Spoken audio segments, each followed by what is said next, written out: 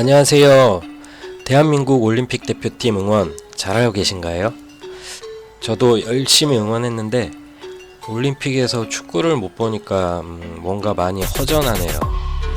아무튼 대한민국 국가대표팀 파이팅입니다. 그래서 이번엔 대한민국의 시작부터 2024년 지금 대한민국까지 대한민국 현대사에서 꼭 알아야 되는 내용들로만 후다닥 알려드릴까 합니다. 간추리고 또 간추리다 보니까 빠진 사건들이 많더라고요.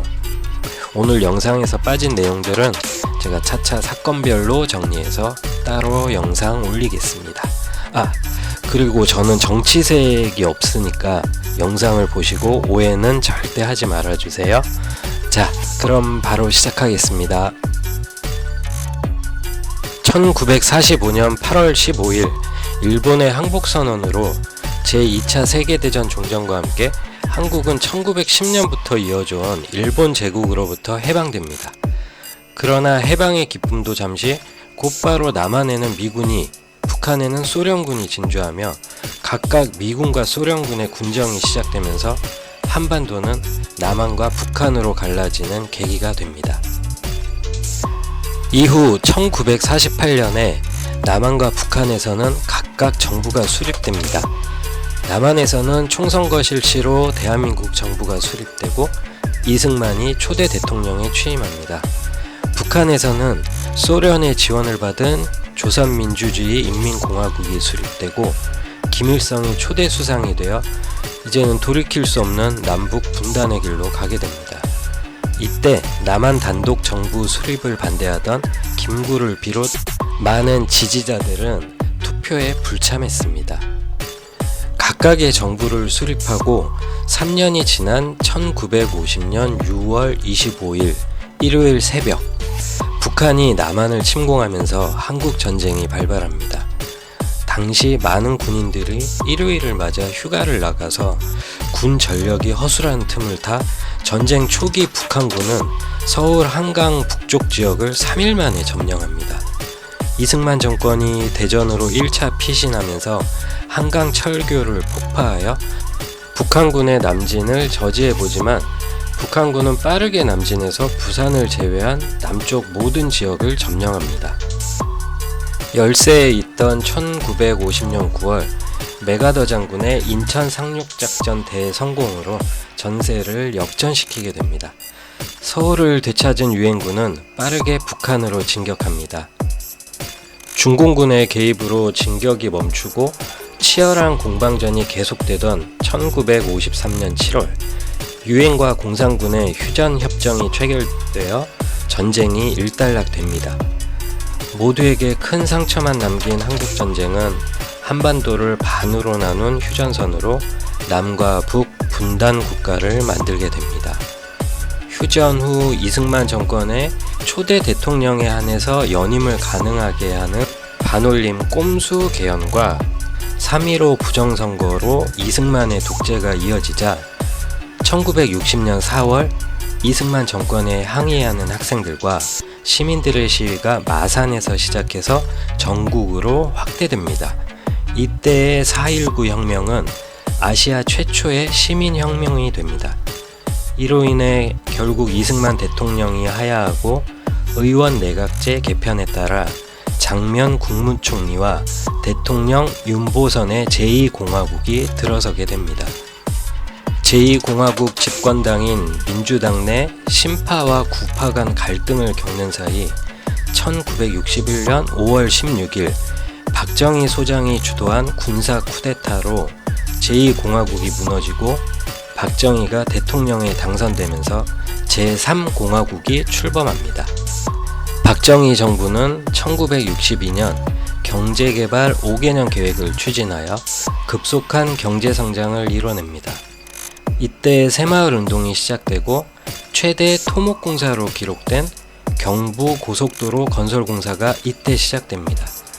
이를 통해 한국은 농업 중심에서 산업 중심 국가로 변모하게 됩니다. 1972년 박정희는 자신의 장기 집권을 위해 유신헌법을 제정합니다. 이를 통해 권위주의 체제가 한층 더 강화됩니다. 이런 박정희의 유신체제에 반대하는 대규모 시위, 일명 부마항쟁이 1979년 10월 16일부터 10월 20일까지 5일 동안 부산과 마산에서 발생하게 됩니다. 부마항쟁은 6일 후인 10월 26일 김재규의 박정희 암살로 이어지는 발단이 됩니다. 후에 자유민주화의 열망으로 대통령을 피격했다는 김재규의 주장과 달리 차지철과의 권력 싸움에 밀려 저질렀다는 설과 한미 관계 문제로 미국에서 조장했다는 설이 있습니다. 11.6 사건으로 최규하 정부가 출범하지만 실제 권력자는 노태우와 함께 12.12 사태로 군부를 장악하고 있던 전두환이었습니다.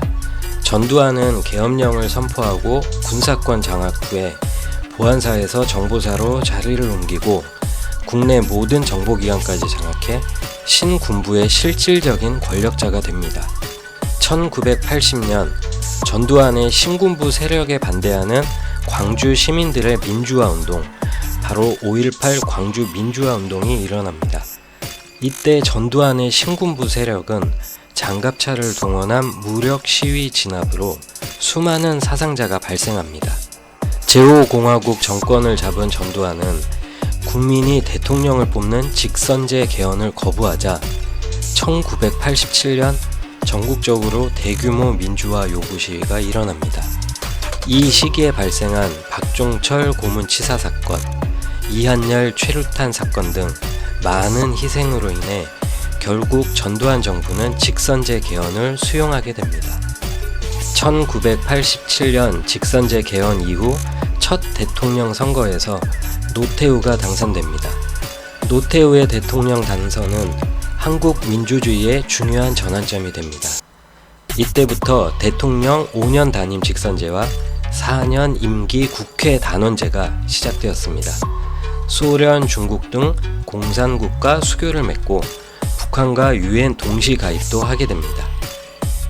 1993년 김영삼이 대통령에 취임하면서 군부 출신이 아닌 첫 대통령으로서 문민정부가 시작됩니다. 그렇게 시작된 문민정부는 금융실명제를 도입하고 부패 척결을 위해 공직자 재산을 공개하는 등 여러가지 개혁을 추진합니다.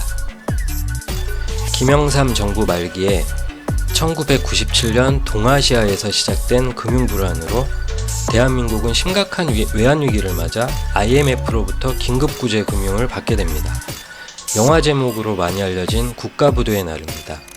IMF 간섭을 받으며 여러 기업의 구조조정으로 대량 실업 사태와 많은 회사들의 부도가 발생했는데 국민들의 금모으기 운동, 아나바다 운동 등으로 4년이 채 되지 않는 시점에 IMF 체제로부터 벗어나게 됩니다. 1998년 김대중 대통령이 취임하며 최초의 여야 정권 교체가 이뤄집니다. 이때 마이클 잭슨이 하객으로 참석해서 큰 이슈가 되었습니다. 김대중 정부는 IMF 위기 극복을 위한 경제 개혁을 추진하고 대북 포용 정책인 햇볕 정책을 통해 남북 관계 개선을 시도합니다. 2003년에 햇볕 정책을 계승한 노무현 대통령의 참여정부가 출범하게 됩니다. 참여정부는 남북 정상회담을 성사시키고 사회적 개혁과 갈등 해결을 위해 노력합니다. 당시 야당의 주도로 대통령 탄핵 소추안이 가결되지만 국민들의 탄핵 반대 집회가 열리고 헌법재판소는 탄핵 소추안 기각 결정을 내립니다. 현대건설의 평사원에서 사장까지 올라 서울시장까지 역임한 이명박이 2008년 17대 대통령에 당선됩니다. 한미 FTA 협상 중 미국산 소고기 수입 협상 조건에 대해서 국민들의 반발로 촛불 집회를 비롯한 문화 집회가 일어나자 경찰을 동원한 강경 진압에 대해 과잉 대응이라는 논란을 불렀습니다. 2013년에 박근혜가 대한민국 최초의 여성 대통령으로 당선됩니다. 2017년 사이비 교주의 딸 최순실이 정부의 국정에 개입하고 사적인 이익을 취한 사실이 알려지면서 국민의 신뢰를 잃은 박근혜 정부는 국정농단 사건으로 탄핵됩니다. 헌정사상 최초로 대통령이 파면되는 사건입니다. 박근혜 대통령 탄핵 2달 뒤인 2017년 5월 치러진 선거에서 문재인이 19대 대통령으로 당선되며 문재인 정부가 출범합니다. 문재인 정부는 남북 관계 개선을 위한 여러 정상회담을 개최합니다. 2020년부터 3년여간 진행된 코로나19 대응을 성공적으로 이끌어 K-방역이라 불렸지만 다른 한쪽에서는 방역 실패라는 의견도 있어 논란이 되었습니다. 2022년 역대급 근소한 표 차이로 20대 대통령의 윤석열이 당선됩니다. 공정과 상식이라는 슬로건을 내세워 집무실을 용산으로 옮기며 용산시대가 시작됩니다. 부인과 장모 등 주변인 문제와 불통 문제로 논란이 있습니다.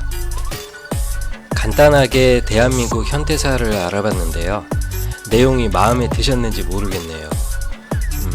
많은 내용을 담지 못해서 아쉬움이 있는데 오늘 담지 못한 내용은 앞으로 계속 정리해서 하나씩 올리도록 하겠습니다. 끝까지 시청해 주셔서 감사드리고 오늘도 좋은 추억 많이 만드세요. 감사합니다.